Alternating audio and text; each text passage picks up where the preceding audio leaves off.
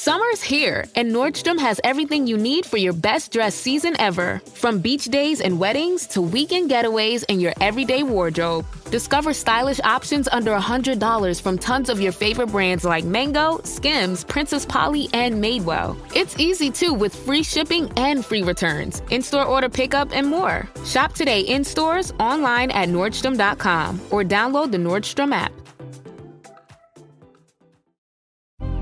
Some things work better together, like NARS's Soft Matte Complete Concealer and Radiant Creamy Concealer. Soft Matte Complete Concealer erases and blurs imperfections with full coverage. Then, Radiant Creamy Concealer evens and brightens with a luxurious texture and radiant finish. 2 concealers, 1 flawless look. Perfect for a no-foundation base. NARS, better together. Visit Ulta to shop now.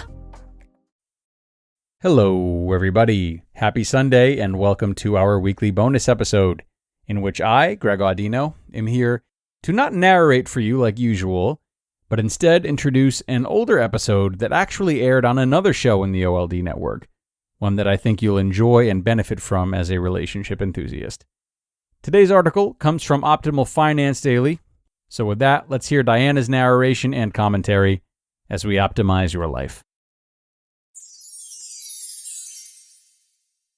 Couples Finances: What to Do If You Don't Agree, by Shannon McNay with GoodFinancialSense.com.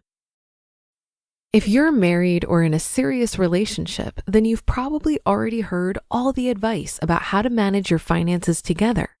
Communicate, create goals together, don't hide information from each other. This advice all sounds easy to do, and it's certainly easy to give. But people aren't perfect, and neither are relationships. So what should you do if you simply can't see eye to eye with your partner on your finances? Defeat defeatism. It can be a scary moment when you and your partner first realize that you don't see eye to eye on your finances. You might see him or her in a whole different light.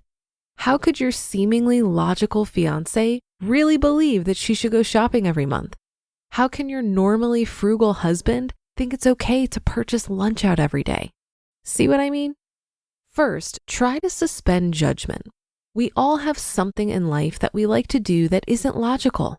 I, for example, refuse to buy lunch out every day. But if a long day calls for an afternoon mocha from a local coffee shop, I'm probably not going to say no. So rather than think that this disagreement is a bad sign for your relationship, remember that we all have little splurges that don't always make sense. It doesn't make us bad people, it just makes us people. Once you let go of judgment, then the defeatist attitude should drift away as well. You and your partner probably don't agree on which food to buy, what music to listen to, and what kind of house to live in. Most likely, some sort of compromise has to come into play on all of your decisions. So too, compromise needs to happen in the financial talks. Forget the what and ask each other why. Now that judgment and defeatism are out of the way, you and your partner can sit down and have a few honest talks. Yes, I did mean to write talks in plural. As nice as it would be to come to an agreement at once, it probably won't happen. It might take several months to really understand where the other person is coming from. The fact that you're listening is what's important.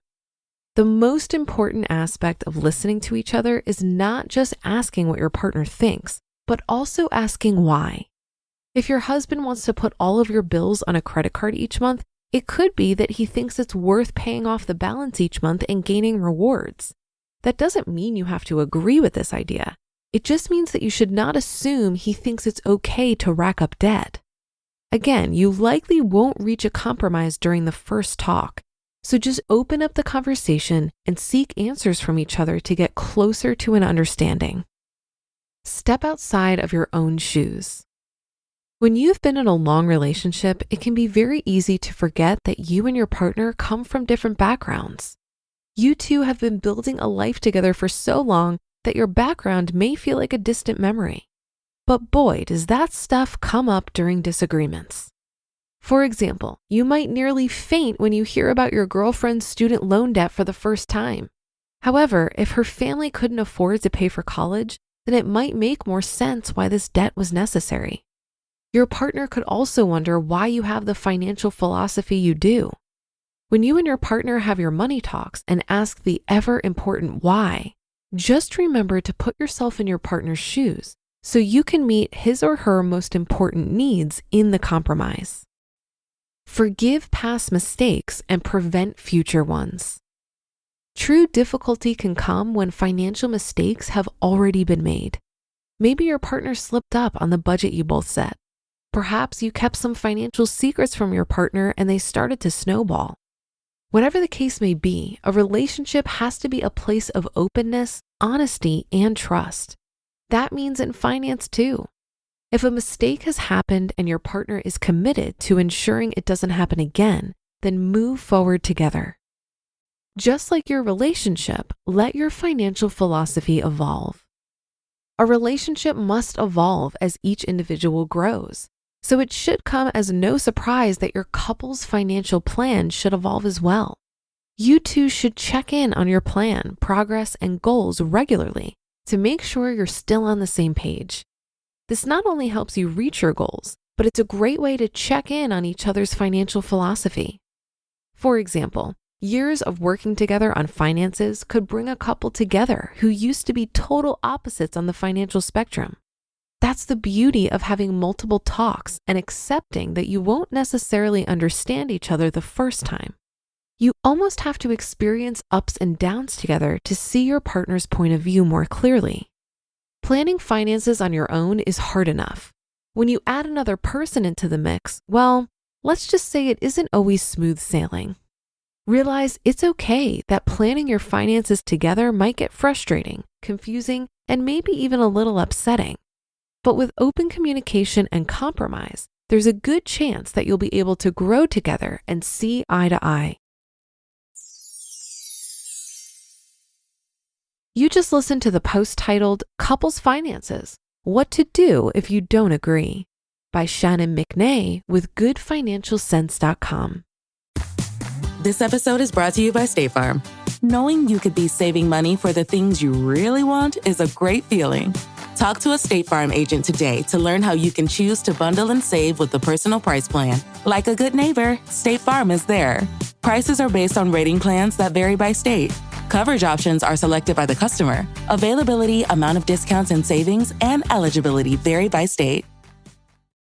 The spirit of innovation is deeply ingrained in America, and Google is helping Americans innovate in ways both big and small. The Air Force Research Laboratory is partnering with Google Cloud using AI to accelerate defense research for air, space, and cyberspace forces. This is a new era of American innovation. Find out more at g.co/American innovation.